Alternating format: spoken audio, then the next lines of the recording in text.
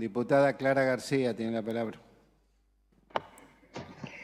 Sí, muchas gracias, señor presidente. Venimos a tratar esta ley de presupuesto y creo que esta Cámara de Diputadas y Diputados está manifestando una enorme responsabilidad institucional en la cantidad de votos positivos que se están dando a este presupuesto, siendo que, como lo sabemos, la bancada oficialista es menor en este número. Creo que es una responsabilidad institucional que no ha sido respondida de una manera correcta por las autoridades de este gobierno. Una situación muy rara. Quienes llevamos varios años en la Cámara sabemos que estos son los días donde un ministro de Gobierno, donde un ministro de Economía, donde los secretarios del área dialogan ampliamente con los legisladores. Bueno, pues no ha sido el caso porque no tenemos ministro de Economía, de Gobierno, el ministro esencialmente político falta en nuestra provincia hace varias semanas, porque el ministro de Economía, al menos con la Cámara de Diputadas y Diputados, no ha tenido trato, y sin embargo hemos intentado, vuelvo a decirlo, en esta responsabilidad, más aún de quienes somos parte del Frente Progresista, que somos una coalición de gobierno que entiende claramente la necesidad de contar con ley de presupuesto, estamos aquí luego de haber rápidamente analizado la media sanción del Senado, poniendo nuestro voto fundamentalmente por los santafesinos y santafesinas. También me extraña que se haya roto otra tradición, como es que sea la bancada oficialista la que comience defendiendo el presupuesto. Entendí que así sería. Bueno, seguramente lo escucharemos después. La verdad que haber estudiado este presupuesto 2021 sin tener hasta hace pocos días un ejecutado que no pasaba de mediado de año es complejo porque uno tiene que saber dónde se para. Bueno, recién tuvimos el mes de septiembre hace poquitos días confirmando un superávit de 20.000 millones de pesos en el ejecutado y confirmando un saldo en caja, en banco, de más de 42.000 millones. No podemos dejar de analizar el presupuesto que viene sin ver ese contexto, porque nos pinta ya un tenor de cuál es para el gobierno su prioridad. Evidentemente su prioridad es guardar fondos en caja, es endeudarse a como dé lugar, y no tanto las cuestiones de gobierno que nos parecen trascendentales. Brevemente quiero hablar de los recursos, de las inversiones y de gastos, del endeudamiento, de tratamiento a municipios y comunas, de la ley de necesidad, de la ley de responsabilidad fiscal y algunos conceptos más que han venido metidos adentro de esta ley de manera no correcta. La verdad que tenemos que respetar un principio de que la ley de presupuesto es una ley de leyes de vigencia anual, y no queda muy bien esto de meter algunos artículos que nada tienen que ver con el presupuesto, derogando leyes, queriendo vender inmuebles de una manera absolutamente que da por tierra, no solo con la 12510, con la propia ley de responsabilidad fiscal. La verdad que no sé si pensaron que no íbamos a estar atentos o que no íbamos a leer el detalle de lo que nos habían mandado, pues sí lo hicimos, y por eso, vuelvo a decirlo, en un diálogo que no pudimos tener con el ministro ni con los funcionarios del área, hemos intentado, en diálogo político con el Senado, varias modificaciones sobre las cuales hoy estamos votando. El primer concepto, el de los recursos, la verdad es que este año de pandemia y de crisis, este gobierno ha tenido una recaudación que habla de la fortaleza de esta provincia, un 8% mayor a lo presupuestado. Es decir, se cobraron 8.000 millones de pesos más que lo presupuestado en recursos propios, lo cual nos da, en fin, una enorme inquietud de por qué no se han cumplido y por qué se han dado de baja incluso lo decía muy bien el diputado Bastía, programas sociales como el Plan Abre, y yo agrego por qué se dio de baja el decreto de pavimentos urbanos, argumentando una crisis que no es tal, porque vuelvo a decirlo, a septiembre gobierno tenía 20.000 millones de superávit, y la verdad, permítanme manifestar una crítica respecto a eso, porque los fondos que están en caja y banco de la tesorería no están ni en la obra pública, ni en la pyme que la ha pasado muy mal con la pandemia, ni en los trabajadores que se han quedado sin trabajo, ni en los desastres climáticos de los humedales, ni en los municipios y comunas que han tenido que, en fin, sacar un trabajo que no les era propio en este año tan complejo. Así que absoluta y tajante crítica política respecto a esta acumulación de fondos de los que hay ahora y de los que excesivamente el gobierno vuelve a querer aumentar. Creo que en recursos también hay otra vueltita ahí, como a ver si no la leíamos, pero la leímos, que es que tampoco considera ningún recurso por el juicio de la Corte Suprema, ganado por y para los santos, ni tampoco del ajuste 2019-2020 del ANSES. Entonces caben dos preguntas.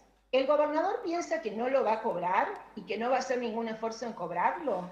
¿O piensa cobrarlo y por eso nos pone esta cláusula o ponía de que todo lo que cobrara por encima del presupuesto discrecionalmente lo iba a manejar él? Creo que con buen criterio se ha llegado a una fórmula donde esos recursos tienen un direccionamiento especial cuando lleguen, y esperemos que lleguen, porque la verdad que yo creo que hay que pedirle al gobernador que tenga mucha lealtad con los santafesinos y con las santafesinas, más allá de la que tenga con su presidente, porque exigirle al presidente no es una cuestión personal del gobernador, es una cuestión institucional hacia quienes pertenecemos a esta provincia y tenemos ese derecho. Y yo decía, se han determinado algunas finalidades para esos recursos extras, donde creo que los castigados municipios y comunas tienen ahora algún panorama en temas de transporte, en temas de residuos, obviamente en los temas salariales. Y también volvimos a poner que cuando se cobre el juicio de la Corte, como ya lo habíamos dicho en el 2016, va para obra pública, que vaya si hace falta. Y aquí engancho el segundo de los puntos que quería hablar, inversión en obra pública y gastos. Miren,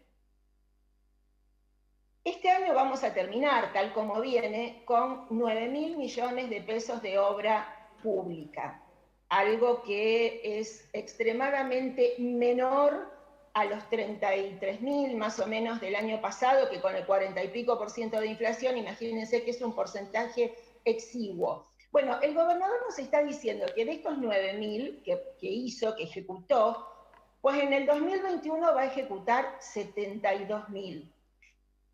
La verdad que cuesta creer de qué manera se van a poner en marcha procesos licitatorios, pliegos, adjudicaciones, pagos, para poder multiplicar por 8 esta cifra. Ojalá así fuera, porque lo necesitamos. Lo necesitamos por las 6.000 familias que quedaron sin trabajo del gremio de la construcción, y lo necesitamos por la obra pública que falta. Pero la verdad, permítanme decir que así como subestimó ingresos, está sobreestimando esta obra, y por eso nos pone este artículo, que también se cambió en el Senado, de que lo que no ejecutara en obra pública, que claro, que no se puede ejecutar en esta magnitud, va a gastos corrientes. Bueno, no nos parece. Yo creo que, a ver, el año pasado el gobierno pudo haber tenido la excusa, o en fin, o la idea de que como el presupuesto no lo habían ejecutado, bueno, un 40% fuera. Ahora, este presupuesto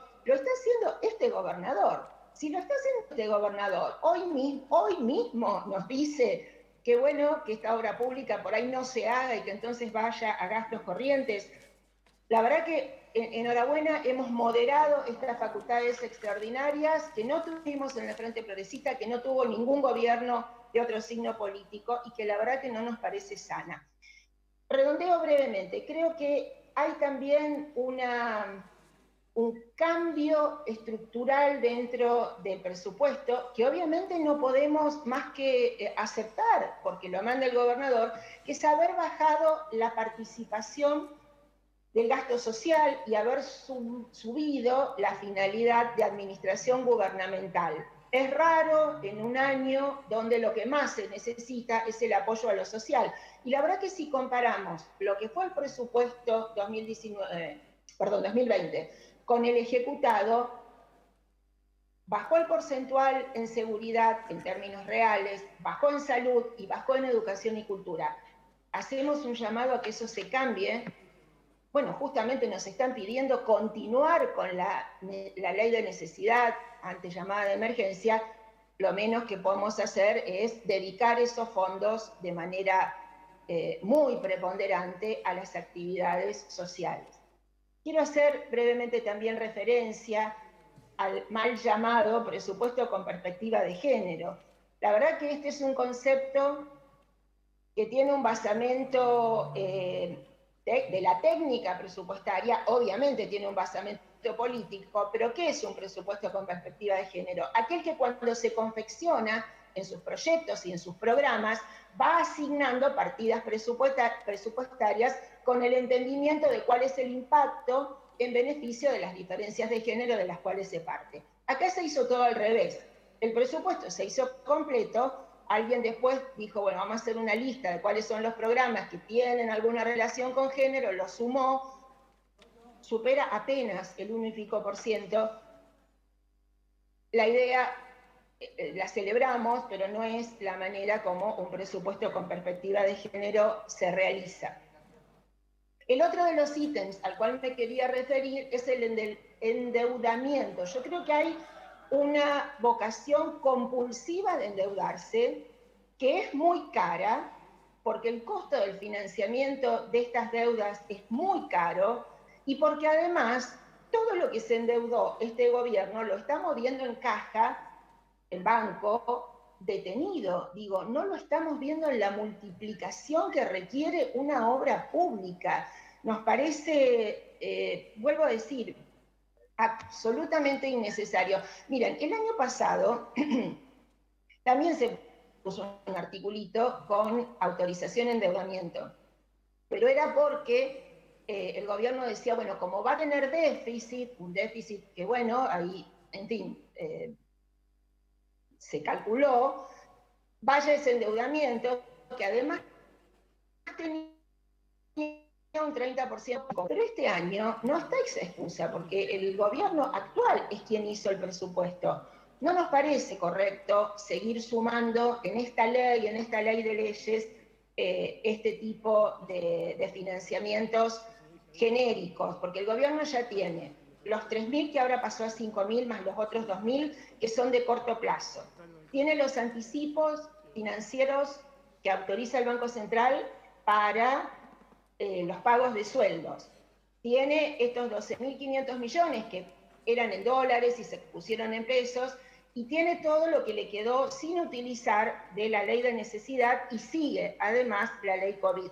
Y quiero hablar de esto, de la ley de necesidad, porque la verdad que al comienzo del año el gobierno tuvo hacia quienes no compartíamos la necesidad de la ley de necesidad conceptos absolutamente duros, y se ocuparon de explicitar como que nada podía hacerse en el gobierno sin la ley de necesidad y sin el endeudamiento que allí votábamos. Bueno, pues la verdad que ahí tuvieron la ley de necesidad, ni siquiera tomaron esos fondos de financiamiento y ahora la vuelven a prorrogar. En mi opinión, ni era necesaria antes ni es necesaria ahora. Y sí quiero hacer un llamado a que se constituya y a que el gobierno cite a la comisión de seguimiento de esta ley de necesidad, porque la verdad que la información que es pública con relación a estas partidas y demás es escasa, porque a diferencia de las licitaciones que van por decreto, recordemos que aquí hay una autorización para que esto se haga por resoluciones de ministros, con lo cual esto no aparece publicado en el boletín. Estaría muy bueno que esta comisión nos permita trabajar estos montos. llama también a la ley de responsabilidad fiscal y la verdad que les pediría que la cumplan, porque la propia ley de responsabilidad fiscal es la que dice que no hay que pasar partidas de capital a gasto, además de nuestra ley de administración financiera, y también dice que hay que publicar a los 30 días la información de cada mes, cosa que ha sido muy, pero muy escasa. Un punto referido a los municipios y comunas, la verdad que haber intentado derogar el plan ABRE de esta manera creo que le asesta un golpe a los más vulnerables, a una trayectoria de un gobierno que trabajó junto a la gente en este plan ABRE, que no merecía no cumplirlo, porque, miren, yo creo que esto nos deja una conclusión muy mala. Nos deja la conclusión de que para este gobierno, aunque haya una ley, se puede no cumplir, aunque esa ley tenga partida presupuestaria, se puede no imputar, y aunque la caja tenga fondos, se pueden no disponer, porque los 3.000 y pico de millones del año pasado que no se usaron en el plan ABRE, listo, se perdieron. Quiero hacer la aclaración de que por más que no exista más ese artículo, todos los fondos del plan Incluir que el gobierno crea por decreto, sí están en las planillas, sí acompañan el presupuesto, tienen partida, es decir, no creamos que por haber quitado ese artículo de derogación implícita del ABRE, el Incluir deja de tener partidas, ni mucho menos, la sigue teniendo, se llame de una manera, se llame de otra, pues hay que cumplirla. Obvio, entendíamos que, seguimos entendiendo, que el plan ABRE lo merecía. Y el otro punto de los municipios y comunas que habían quitado era el anticipo de coparticipación para el pago de sueldos. La verdad que enhorabuena que también volvimos a ponerlo. Decía el diputado Bastía antes de este artículo para vender inmuebles, miren, yo estoy presentando un proyecto para que el gobernador nos diga cuál es la lista de los inmuebles que quería vender, a quién, por qué monto, con qué finalidad y de hecho por qué no quería compartir con esta Cámara esa decisión individualizada. Quiero hacer una última reflexión respecto a algunos puntos que vemos desarticulados entre lo que el gobierno manifiesta como ejes cruciales de su gestión y lo que está en este presupuesto. Quizás haya alguna falta de diálogo, quizás algunos proyectos sean de algún ministro y no de todo el gobierno, pero tengo que decir que salvo una mención en los fundamentos referida cuando el gobernador dio su discurso de apertura el 1 de mayo al programa de Santa Fe Más Conectada, pues nada dice del programa de conectividad, nada dice tampoco de las leyes de seguridad que están en estudio desde hace pocos días y que llevaron tantos meses de confección. Entendemos que debe tener una previsión de cuál es el presupuesto que se va a inferir en esos cambios. Vuelvo a decir, parece haber allí alguna desarticulación entre el presupuesto para el año que viene y lo que el gobernador opina que es prioritario para el año que viene. Lo dijo muy bien el diputado Bastía, no tocamos un peso, este gobierno tiene todos los fondos que necesitaba, tiene muchas facultades, tiene una provincia que debe estar en marcha y a todo ritmo. Decirle, señor presidente, que no hay más excusas. 30 de noviembre tener semejante presupuesto debería ser, y así lo esperamos, un buen augurio para el 2021. Muchas gracias. Gracias, diputada.